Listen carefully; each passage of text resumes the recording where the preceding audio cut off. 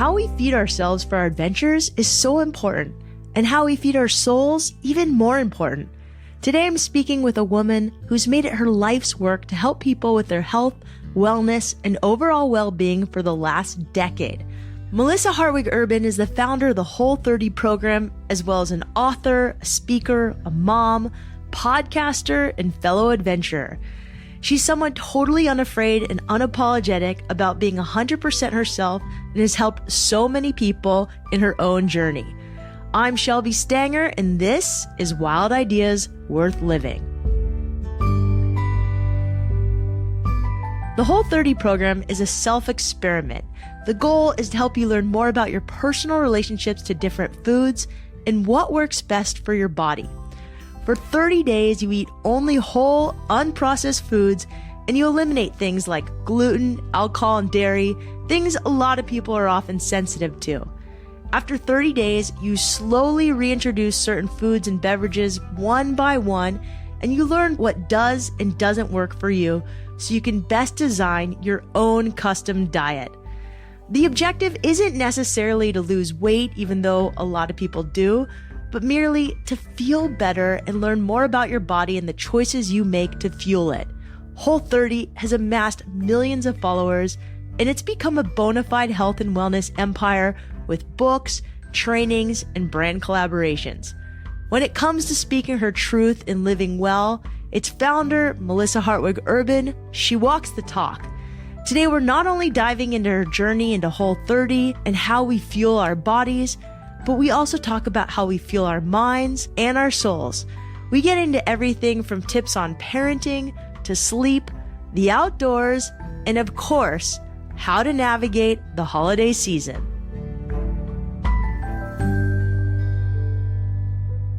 Maybe you could tell us a little about your background and how you focused your energy on health and wellness. I just think that's the most amazing goal of all. Yeah, thank you. I did not come to it through a traditional route. I came to it actually through a background of drug addiction. I experienced some sexual trauma at 16, and for about 5 years following, dove heavily into drug use as a way to escape and numb from that trauma. So I, obviously was not healthy. I was not exercising. I wasn't eating well. I wasn't taking very good care of myself as a means to escape. And it wasn't until I went to rehabilitation for the second time and finally entered into my recovery, which was just over 19 years ago, that I began kind of changing every single aspect of my life. I knew if I wanted to stay in recovery that I had to adopt a growth mindset, that I had to become this healthy person with healthy habits that I so aspired to be. And so I started exercising. I met a group of women that I started running with and doing triathlons. I found CrossFit. I started eating better and paying attention through various dietary practices, mostly centered around eating whole, real food and learning how to cook for myself. And that was really where my journey began. And that's what led me to the Whole30, creating the Whole30 in 2009. Wow. Thank you for sharing that story, and congrats on your sobriety. My mom works in the recovery field, and that's a really hard thing to do, no matter what you're struggling with, to go get help. It is really hard, and I'm very, very lucky in that I had a really supportive family. I was highly functional even as an addict, so I had a job to go back to. I had a ton of support, which was really, really helpful, but still nobody can do it for you but you. Thank you for sharing all of that. The Whole30 is one of the biggest things you're known for, and it's one of the most popular experiments out there. And I love that you say it's not a diet. It's a 30-day experiment to reset your relationship with food and learn some things about yourself. Can you tell me just a little bit about this? Yeah, that's exactly right. The Whole30 is not a weight loss protocol. It's not a diet. It's not even prescriptive in that we're not saying here's how you should eat forever. Every registered dietitian and health expert out there says there is no one size fits all. You have to figure out what works for you in terms of a healthy diet. And everybody's like, okay, cool. I buy into that. That makes so much sense. How do I figure out what works for me? And the Whole30 is how. It's a 30-day structured self-experiment where you pull a bunch of things out of your diet that are really commonly problematic to varying degrees across a large population of people. And at the end of those 30 days, you then add those foods back in very carefully and systematically, one at a time, just like a scientific experiment. and compare your experience. So it teaches you how food works for you in your individual context. And then you get to create the perfect diet for you based on what you've learned. So, full disclosure, I eat mostly plant-based. I've never done the Whole30 before, but it is mostly how I used to eat. I have friends who love it, who blog about it, who swear by it. And I like it mostly just because I love your thoughts on having a healthy relationship with food and doing some things so we understand how we sometimes use food the way it wasn't intended. Like, I eat a lot when I'm bored and on deadline. And when I don't want to deal with something, I'll go snack. So I was hoping you could just share a little bit about how we can just be better at picking better choices, not just to look good, but mostly just to feel better and to feel our adventures, not only our adventures in the outside, but just our adventure of life. Absolutely. That was what my first Whole30 in 2009 showed me. This self-experiment really helped to highlight the ways that I was using food the way I used to use drugs. As punishment, as reward, to numb, to self-soothe, to create comfort. And I think in large part, it's not our fault. It is the way that these foods and beverages have been marketed to us and scientifically designed, right? You have a fight with your significant other, go grab a pint of ice cream. You want to celebrate with your girlfriends, you do it with a bottle of rosé.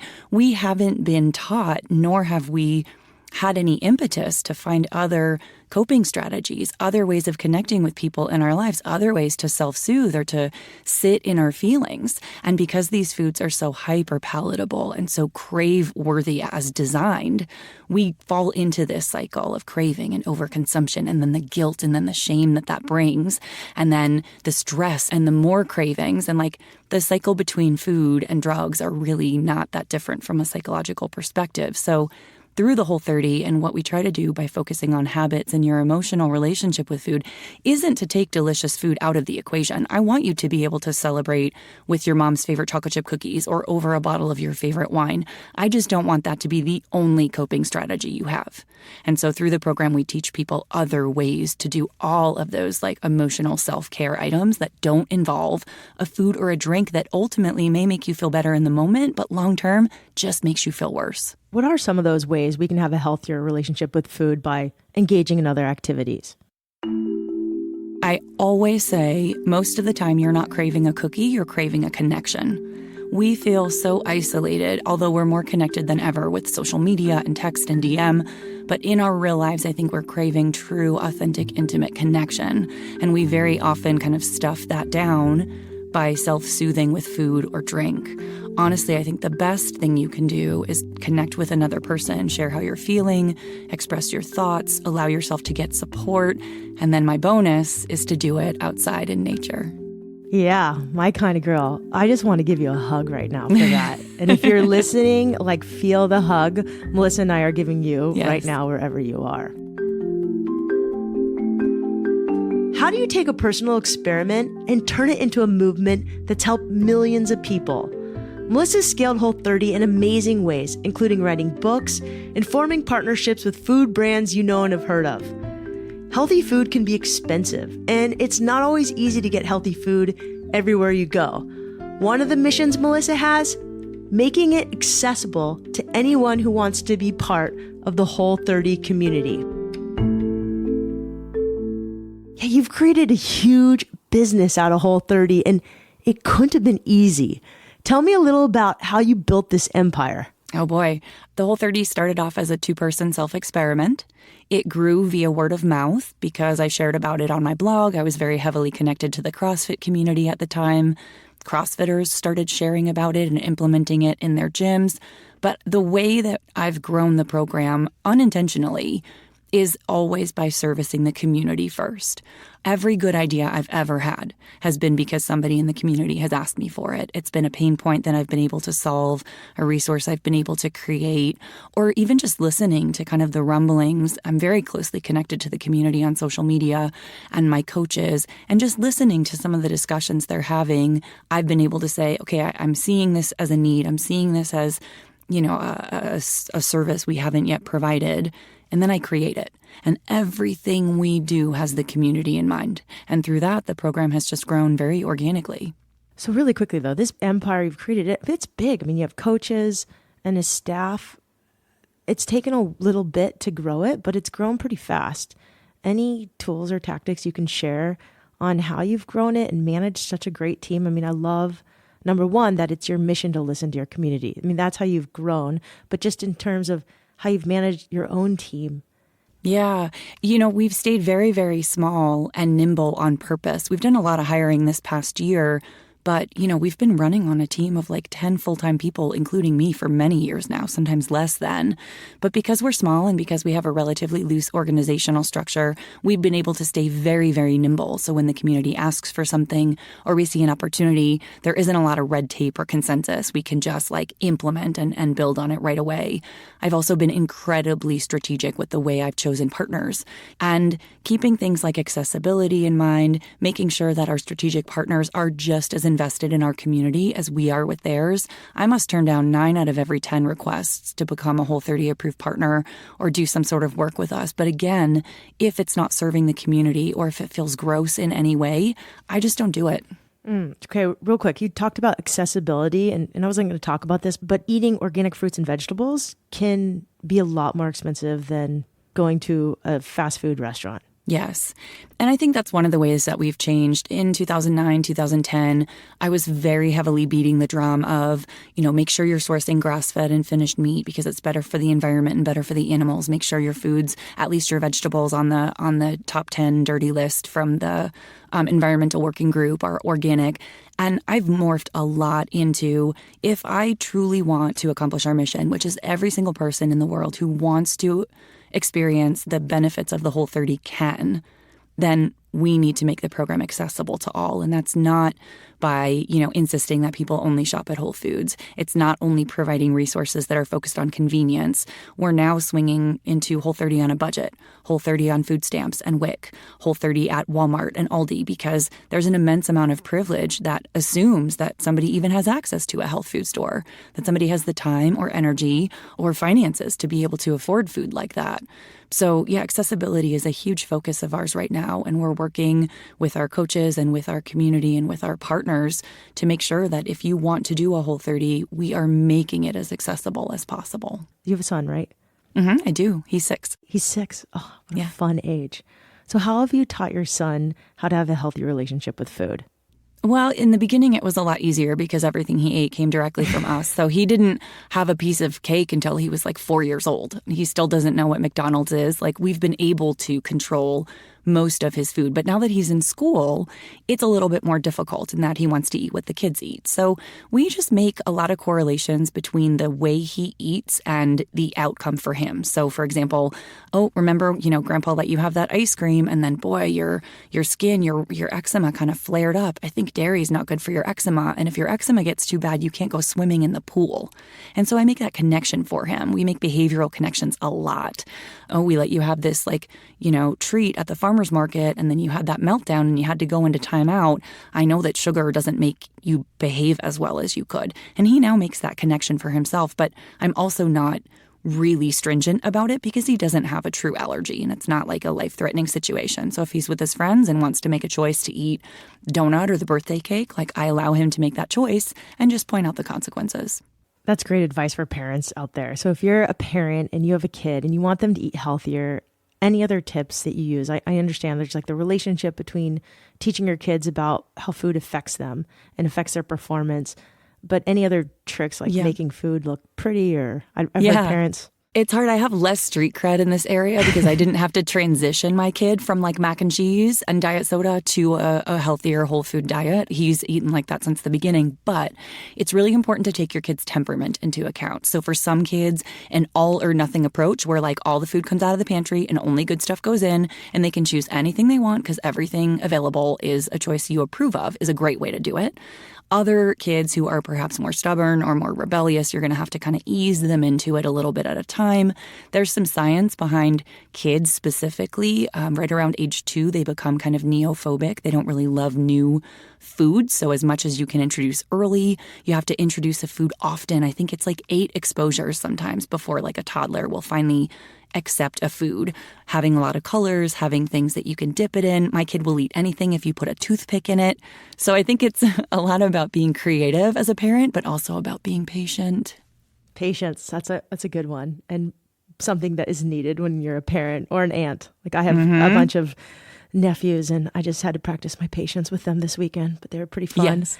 Yeah. So, I mean, you've changed so many lives through the Whole30 and just through your programs. You know, one of the books you wrote about was just about having a healthier relationship with food.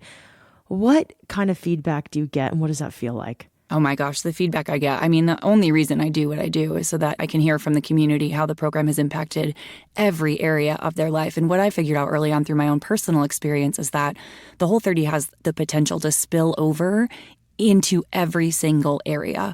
Once you feel like you are nourishing yourself in the best way possible, once your food feels like a form of self-care, it will empower you and give you capacity to roll that good feeling and inertia over into every area of your life. So I hear from people who are like, I finally quit the job I hated. I dumped the toxic significant other. I went back to school. I'm exercising for the very first time. I climbed a mountain that I never thought I'd be able to do. Or, goodness gracious, I heard from someone the other day who was like, I hiked for the first time by myself.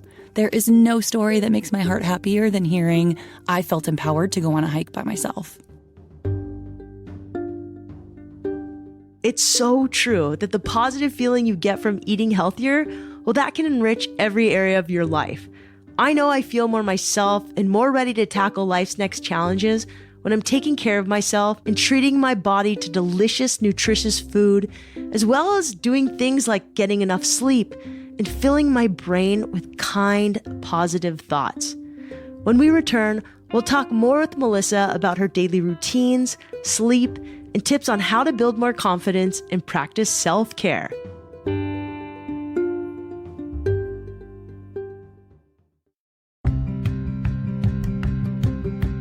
Big news! REI is rolling out their new used gear site, and it's really good used gear. It doesn't even look used. We know buying used is good for the planet, and now affording that jacket or those cool snowboard pants you were saving up for, well, that's no longer a problem. The program is called Good and Used, and it's such good gear. You can learn all about it and shop it at rei.com/used. But I'm calling dibs on that orange jacket. Go to rei.com/used.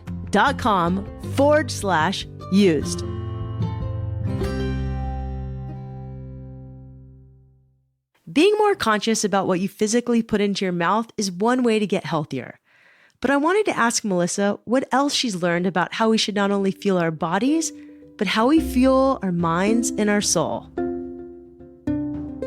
So we feed ourselves not only with food, but also with our thoughts. And you have your own podcast, and I recently listened to one. It's going to be a couple months back now when people hear this episode, but it was on foolproofing your self-confidence. So you just talked about all this amazing feedback you get from the Whole30, and I'm guessing it's 99% positive, but I'm sure there's always haters in the world. There's probably a little negative feedback. So you get feedback a lot from probably all sides. I love this podcast. Can you just share some tips on fueling your thoughts so that you can foolproof your confidence? Yeah, I used to live and die by the opinions of others. I really sought validation from other people to pump up my self-worth. I didn't have any idea of my worth or value outside of what other people thought of me. And then when you throw me into this world of social media and accolades and being on television and doing all these interviews for the Whole30, that was a recipe for disaster. Because if you accept other people's praise as true in an effort to fill you up, the flip side of that coin is you also need to accept their criticism as true. And the longer I stayed stuck in that cycle, I know, right? You can't have one without the other. I'm in it. I'm one of those people that has put myself on a bigger playing field, and now I get it from both sides a lot. And I'm just an approval seeker. I've always been, and I try to get rid of it, but it's still always there. It's hard. And the problem is that the longer you spend in this cycle, the less the praise fills you up and the more the criticism destroys you. Like this cycle, the wheel just starts like falling off the bus really, really fast. And so what I realized through the help of my therapist a bunch of years ago when I was kind of dealing with my trauma and working on my personal growth post-rehab is that you have to get really clear on what you think about you.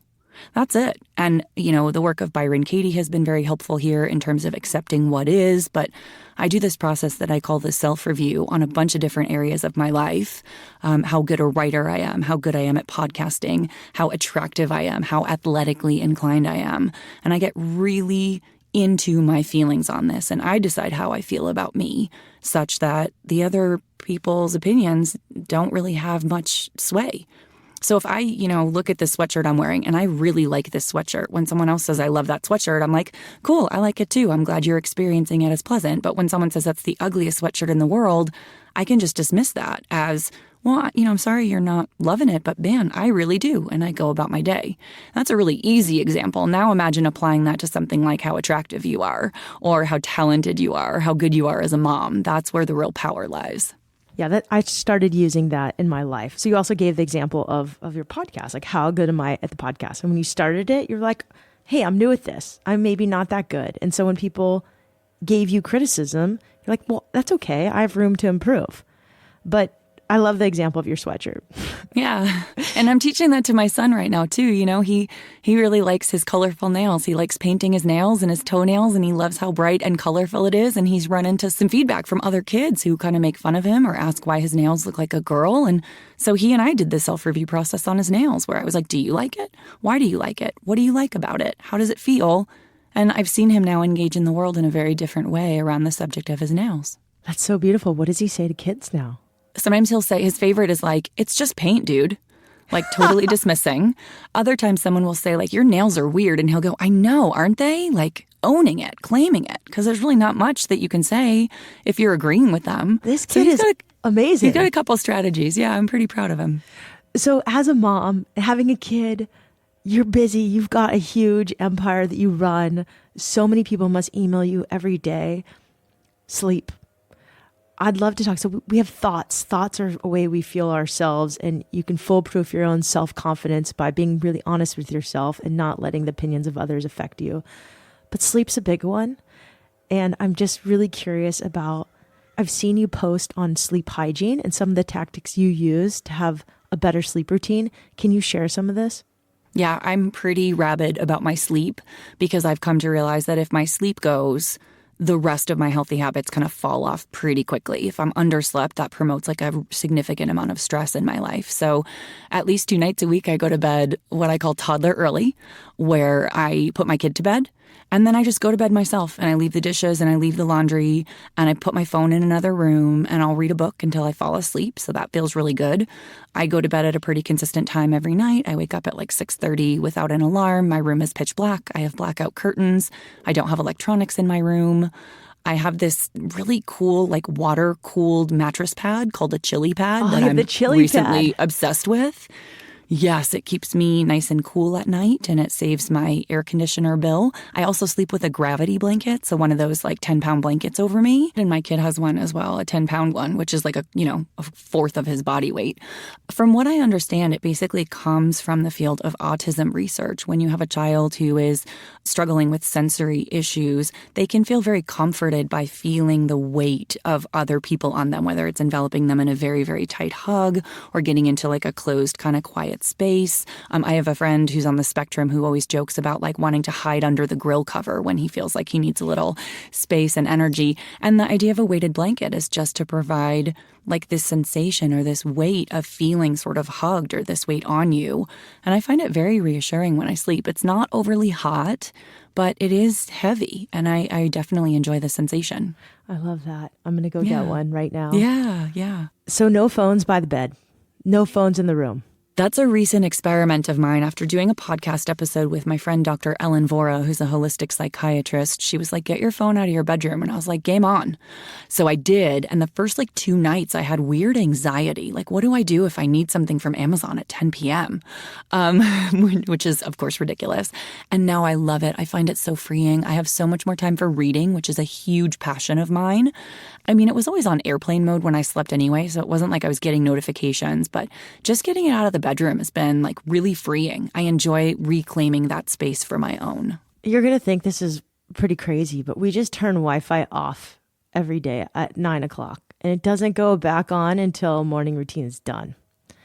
Genius. I love that. It's hard though, because sometimes you just want to meet a friend to go running at 6:30, but luckily text works still. Yeah. So if you need to get up early and you're meeting someone, it still works. But I've found that to be a game changer, and I'm totally freaked out about Wi-Fi. So Yeah. I've heard of that. And I think I can do that through my wireless provider app. So that might be a great thing. I never look at my phone in the morning before I go to the gym.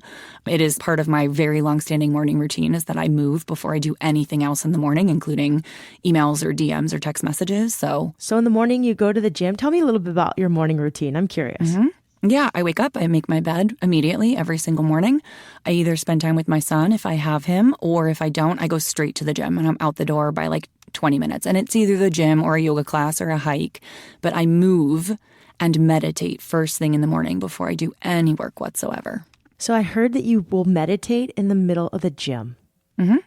I do. Yep. Every time I work out, I end my workout with a 4-part meditation that my friend Todd taught me about a year ago. And I'm not in the middle of the gym, meaning someone's deadlifting around me, but I'm also not sticking myself in a corner. I think I have a video on my Instagram feed of what it looks like on a busy Saturday. And I'm in the middle of the turf and people are working around me and carrying big, heavy sleds and having conversations. And I sit and I meditate there. Yeah. What's the 4-part meditation? Can you share it? Yeah, in the first part, you think about things you're grateful for. In the second part, you lift someone up. So it could be yourself or a family member or a stranger, but you're kind of sending light to someone or a group of people. In the third part, I think about what my intention is for the day. So that's kind of where I set my intention and think about what I need in that moment. And then in the fourth part, I'm just listening to the sounds of the gym. And I stay in each part as long as I need. I don't time it or limit it. And when I'm ready to come out, I come out. And I come out a brand new person. Melissa's a frequent gym goer, but recently, outdoor pursuits, especially hiking, has become a much bigger part of her life. I asked Melissa a little about what she gets from being outside. She shares great tips for people who want to experience more outdoor activities, but aren't sure where to start.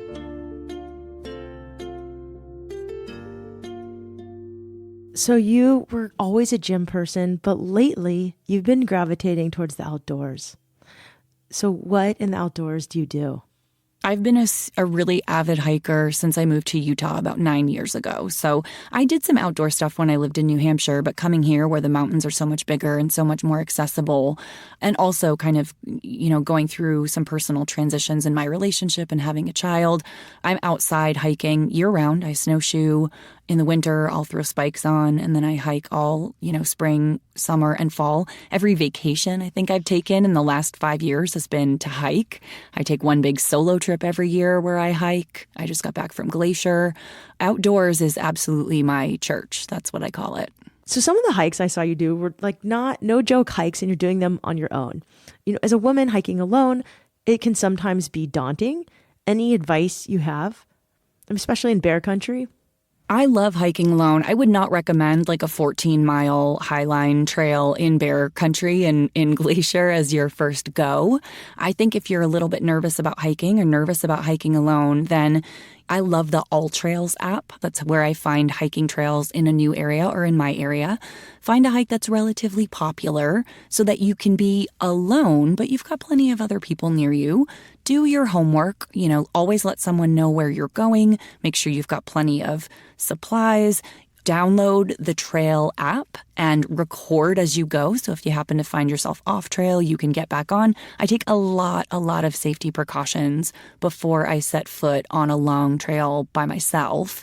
But I do think that hiking by yourself is incredibly rewarding. It can be very grounding. It can feel very empowering. And there are certainly ways to ease into it.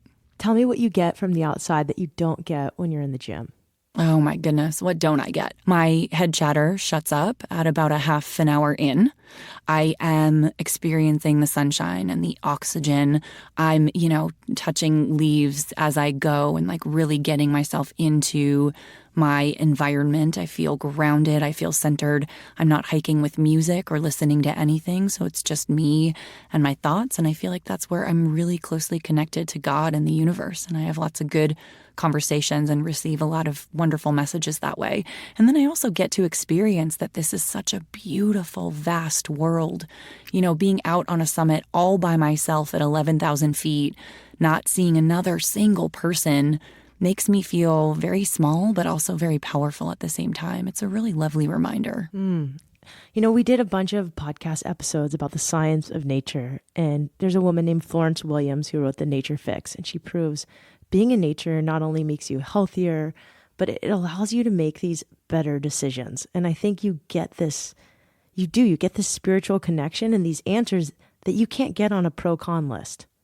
Oh my goodness. Again, Dr. Ellen Vora talks about depression being in part a nature deficiency. There's so much that being outdoors in green spaces brings us, everything from mental health to our immune system to reducing stress levels and like measurable in the body. So yeah, and I do think it's just this wonderful reminder that, away from the hustle and bustle and the ping of our cell phone and the lure of, Netflix or stuff in our pantry, it can just be like a really nice centering grounding experience. Yeah, I want nature to be accessible to everyone too. So how much have you been involving your kid outside?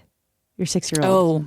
Oh my gosh, since birth, he hiked in packs with me when he was small and couldn't walk. He did Angel's Landing in Zion with his dad when he was like 4. Nice. So that's like a bucket list hike for an adult, and he rocked it. He's done some 5-6 mile hikes with me, no problem. We take trips to national parks every year. He's into fishing. He's in a nature camp every summer. Like, he is outside. That's so good for him and so great for you, I'm sure. Yeah, and we notice a marked improvement in his behavior, in his centering, in his grounding, in his temperament, the more time he spends outside. Yeah, for sure. Any gear that you love to take with you on a hike? Yeah. So first of all, I adore REI. REI has been my local go-to for gear and for information. So when I took up skate skiing and wasn't really sure where to start, I went to REI. When I had questions about which poles to get, I went to REI. They had me at their opt-out Black Friday campaign many, many years ago. So I'm a huge REI fan. I love the idea of hiking with poles. I don't do it that often, but only because I'm very comfortable on rough terrain and I have very good ankle strength and mobility and knee strength and mobility. But for a new hiker, I love hiking with poles. It gives you a sense of security and stability, and it may make some trails like water trails or steeper trails more accessible. So I love the idea of hiking with poles. Get a really good water bladder. I happen to use one that you can kind of flip inside out, which makes it really easy to clean and keep clean. But you don't want to be like, taking your backpack on and off and reaching for your water every 2 seconds. So I think that's a really fantastic way. And then, just get a good pair of hiking shoes. I'm not a huge fan of hiking boots because I love the fact that, uneven terrain helps you build those stabilization muscles and help you build the strength necessary. But hiking shoes are incredibly personal. So go to REI, try on a bunch of different pairs of hiking shoes, test them out on the little like slopes that they've got in their shoe section. But make sure you've got, shoes appropriate for the terrain. I see people out hiking in Chuck Taylors. And just because you can, and no, just because you can doesn't mean you should. I want you to be safe out there as well. I see so many people eat it in their Vans and Chucks. And, I know. And I love them. And I'm like, just go get some ultra running shoes, like just some trail shoes, a little bit of tread, you're good to go. Or some Keens or Tevas or whoever makes anything good at REI, go get some of those. Yeah, and it will make you feel more comfortable on the trail as well. You don't need to spend thousands of dollars to like be up in all the latest and greatest, most expensive gear, but there are a couple things that will make your hiking experience a lot more pleasant.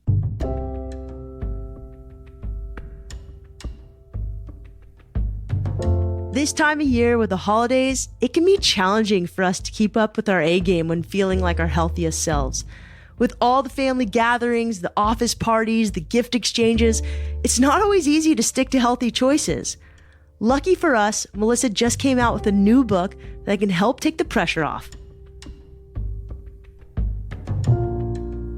So you just came out with a book that's out in the market now, and we're gearing up for a holiday. So I think this is a great time for this book. Tell us about the book, what it's called, what it's about. Yes, again, the idea for this book came from my community. It's not mine. It's called Whole30 Friends and Family. So what we came to realize was that socialization was still really challenging for people who are trying to change their habits, whether you are doing a Whole30 or just maybe you've realized that gluten is not your friend and you're on a gluten-free diet, or you're trying to eat low sugar or no added sugar. It can be very difficult to honor your health commitments and still stay social. Do you talk about not having alcohol? Because there's this big movement right now towards being sober, even if you've never struggled with addiction. You know, I don't really like what drinking feels like the day after, and so I don't drink. But socially, it's a little weird sometimes. You took the words out of my mouth. Alcohol is huge right now. Yeah, you don't have to identify as an alcoholic to realize that there may be areas of your life in which alcohol is not serving you. And there's a huge sober curious movement right now. I'm actually participating where I'm not saying I'm never going to drink again, but I've been taking a lot of time off from alcohol lately. And the more time I take off, the more I realize I don't miss it at all. But it can make socialization more challenging. So what we've done in this book is we've created more than 20 menus for everyday social occasions, things like kids' birthday parties, meet the parent dinners, overnight house guests, camping, church picnics, backyard barbecues, in a way that allows you to be social, enjoy delicious, hearty, satisfying, creative food, and still honor your health commitment. Sounds like a great book. I'm going to have to get it. It came out in October? October 15th, Whole30 Friends and Family. That's right. And again, you don't have to be on a Whole30 to want to eat a whole food diet and remain social. So we've kind of built the menu with everyone in mind. Love it.